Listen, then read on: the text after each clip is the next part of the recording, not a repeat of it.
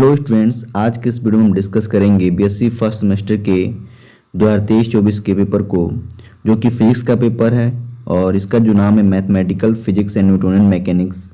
और पेपर जो कोड है हमारा वो PHY 102 है। तो चलिए स्टार्ट करते हैं। पहला क्वेश्चन है कि a long spring is stretched by 1 centimetre, it's potential energy is U. If the string is stretched by 4 centimeter, then potential energy stored in it will be. तो वहाँ जो पोटेंशियल एनर्जी होगा वो कितना होगा। तो वहाँ जब आप इसको सॉल्व करेंगे तो इसका जो राइट आंसर आएगा ऑप्शन नंबर सी हो जाएगा। क्वेश्चन नंबर जो हमारा 2 कह रहा है कि a pendulum clock that keeps correct time on the earth is taken to the moon, it will run. तो ये क्या हो जाएगा, तो ये हो जाता है आपका √6 टाइम्स स्लोअर हो जाएगा। तो ऑप्शन नंबर ए क्या हो जाएगा आपका राइट आंसर हो जाएगा, क्योंकि मून पे 1/6 ग्रेविटी होता है अर्थ के कंपैरिजन। क्वेश्चन नंबर 3 कह रहा है कि which force is related to Ferrel's law. कौन सा फोर्स फेरल्स लॉ से रिलेटेड है। तो इसका जो राइट ऑप्शन हो जाएगा option number C. Question number 4 कह रहा है कि A sphere is rolling on a horizontal surface without slipping and has linear velocity 10 meter per second of its center of mass. Then the linear velocity of highest point of the sphere is. तो वहाँ पे जो linear velocity होगा highest point वो कितना होगा।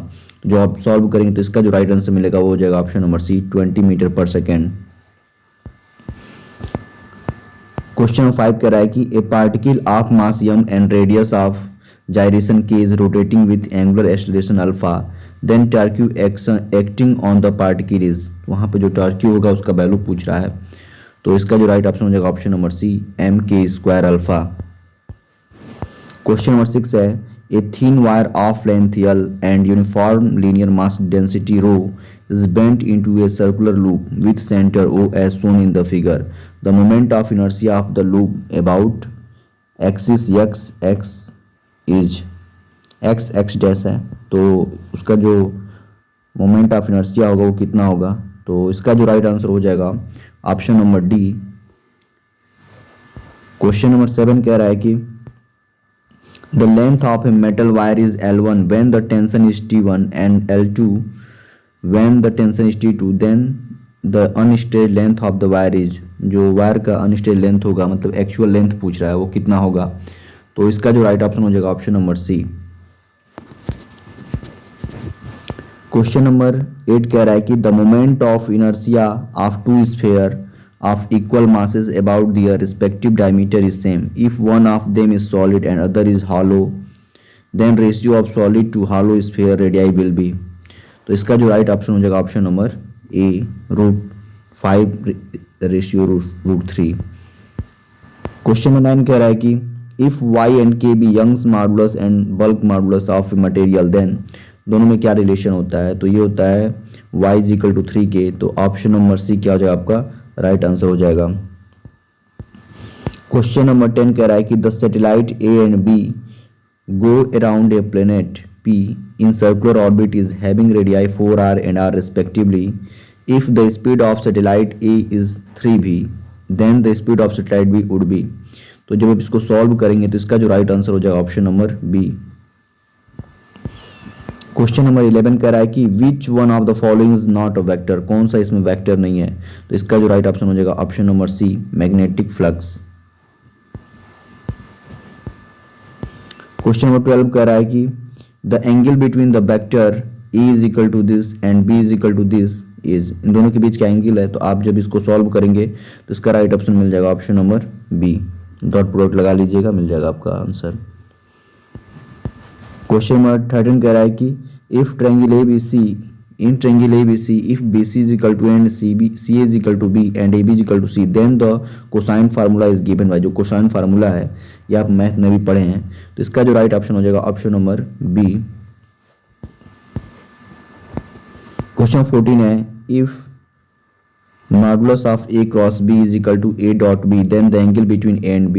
तो उसके बीच का जो एंगल पूछा वो क्या होगा। तो इसका जो राइट आंसर हो जाएगा option number B π/4। Question number 15 कह रहा है कि a particle moves on the curve x is equal to 2t square, y is equal to t square minus 4t, and z is equal to 3t minus 5, where t is time. Then the velocity at t is equal to 1. आपको velocity निकालना है, तो इसका जो right answer हो जाएगा option number D हो जाएगा. क्वेश्चन नंबर 16 है the value of del R cap is, इसका वैल्यू बताना है, तो इसका जो राइट आंसर हो जाएगा option number B. Question number 17 है if del F is equal to 3 then double integration of F and D S, उसका डबल इंटीग्रेशन बताना है, तो इसका जो राइट आंसर हो जाएगा क्वेश्चन नंबर 17 का हो जाएगा सी 4 पाई. क्वेश्चन नंबर 18 कह रहा है कि unit impulse function in continuous form is defined to be, इसका जो राइट ऑप्शन हो जाएगा option number C. Question number 19 है a force F is said to be conservative if, conservative कब कहा जाता है, तो इसका जो राइट ऑप्शन हो जाएगा ए, कर्ल एफ जब 0 हो जाएगा. क्वेश्चन नंबर 20 है the value of double integration R and D S over the surface of sphere of radius A with centre at 0 0 0, origin पे पूछ रहा है, तो इसका जो राइट ऑप्शन हो जाएगा option number B. Question number 21 है, इसका जो राइट ऑप्शन हो जाएगा 21 का हो जाएगा option number D. Question number 22 कह रहा है कि the polar coordinate of -1 and 1 is, का पोलर कोऑर्डिनेट क्या होगा, तो इसका जो राइट ऑप्शन हो जाएगा option number B. Question number 23 है the distance of point 235 from X Y plane is, तो इसका जो राइट ऑप्शन हो जाएगा option number C. Question number 24 है the point with spherical coordinate are given as what is the value of y in Cartesian coordinate system, तो इसका जो right option हो जाएगा option number D. Question number 25 है which of the following shows the differential volume of the differential element formed in the spherical coordinate system, तो 25 का जो right option हो जाएगा option number D. Question number 26 है a tensor of rank 2 in n dimensional space has component, इसका जो right option हो जाएगा option number C. Question number 27 कह रहा है the product of two tensor kind R S and P Q is a tensor of the kind, तो जब product करते हैं तो क्या होता है वो प्लस हो जाता है, तो 27 का जो राइट ऑप्शन हो जाएगा option number B.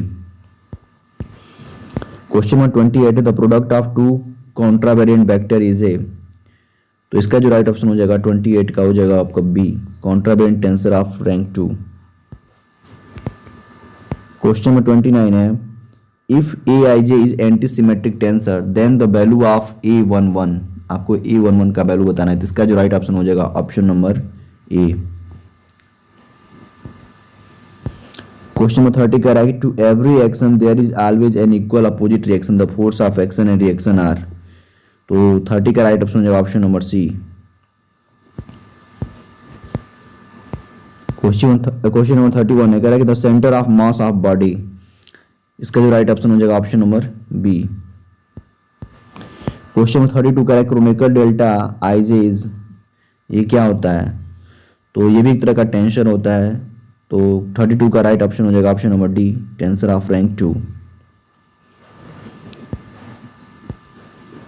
Question number 33 है inertial frame and those frames of reference in which A free particle moves, तो 33 का जो राइट ऑप्शन हो जाएगा ऑप्शन नंबर बी. 34 का two balls of different mass have the same kinetic energy, the balls having greater momentum will be, तो 34 का जो right option हो जाएगा ऑप्शन नंबर बी. क्वेश्चन 35 का रहा है कि when a particle moves under central force then, 35 का जो राइट ऑप्शन हो जाएगा option number B, angular momentum is conserved. 36 है the time period of geostationary satellite is, तो इसका जो राइट ऑप्शन हो जाएगा 36 का option number B, 24 hour. Question 37 total energy of satellite around the earth is, तो 37 का जो राइट ऑप्शन है ऑप्शन नंबर डी. 38 का the gravitational potential due to a mass distribution is v is equal to this then the gravitational field is, तो 38 का जो right option हो जाएगा option number C. Question number 13 कह रहा है कि satellite is resolving around the earth of 600 kilometre from the surface of earth, the speed of satellite is, आपको बताना है यहाँ पे दिया हुआ रेडियस और मास। तो इसका जो राइट ऑप्शन हो जाएगा ऑप्शन नंबर सी हो जाएगा आपका राइट आंसर। सभी क्वेश्चन सॉल्व करने वाले हैं, देखिए मैक्सिमम क्वेश्चन आपको सॉल्व करने हैं, तो आप जब अच्छे से पढ़ेंगे तभी इन सब चीज़ों को कर पाएंगे। क्वेश्चन नंबर 40 कह रहा है कि the displacement of the motion of A particle is represented by the equation, the motion of particle is, जिस इक्वेशन, अगर ये इक्वेशन से मोशन को रिप्रेजेंट कर रहे हैं तो जो इक्वेशन मोशन ऑफ पार्टिकल होगा वो कैसा होगा। तो इसका जो राइट ऑप्शन हो जाएगा आपका ऑप्शन नंबर क्या हो जाएगा आपका डी हो जाएगा। Option number D, simple harmonic motion with amplitude √a² + b²।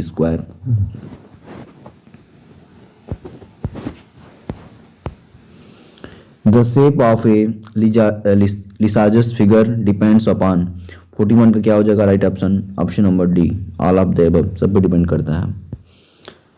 Question number 42 कह रहा है कि the differential equation for wave motion, differential equation क्या होगा वेव मोशन के लिए, तो 42 का ऑप्शन मिलेगा राइट है।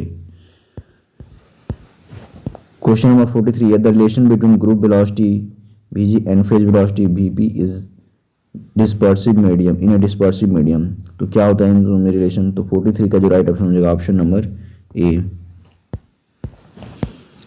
क्वेश्चन नंबर 44 है the progressive wave is given bye y = 3 sin 2 pi t/0.04 - x/0.01 where x and y are in centimeter and t is in second, the frequency of wave and oscillation will be, तो इसको जो आप solve करेंगे तो 44 का जो right answer मिलेगा आपको ऑप्शन नंबर डी हो जाएगा।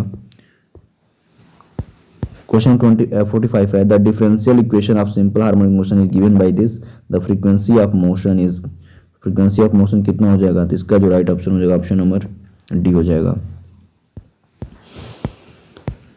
क्वेश्चन 46 का विच one of the following is correct, कौन सा करेक्ट है, तो यहाँ पे जो पहला ऑप्शन है time period of spring mass system t = 2 π के, तो आपका पहला भी करेक्ट है। Time period of simple pendulum t = 2 π ये भी करेक्ट है। तो यहाँ पे आप चूंकि थर्ड ऑप्शन भी करेक्ट हो गया है, तो ये जो क्वेश्चन है आपका स्प्रिंट है, मुझे लग रहा है यहाँ पे पूछना चाहिए था कुछ और, इसे नॉट करेक्ट पूछना चाहिए था। तो 46 आई थिंक आपका सबका सही माना जाएगा।